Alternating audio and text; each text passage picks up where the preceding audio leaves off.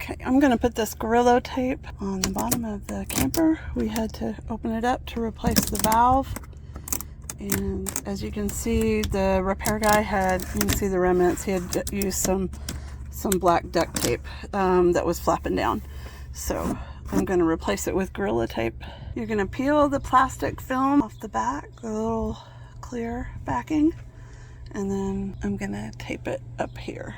And I'm making sure that I get any air bubbles out and that it's adhering really well. I'm going to put one more piece right there. And then that should hold it. All right, that last piece went on a little funky, but it should hold okay. So now all the sections that we had to cut to replace the valve should be good. And by the way, if you have to do this, a dog bed.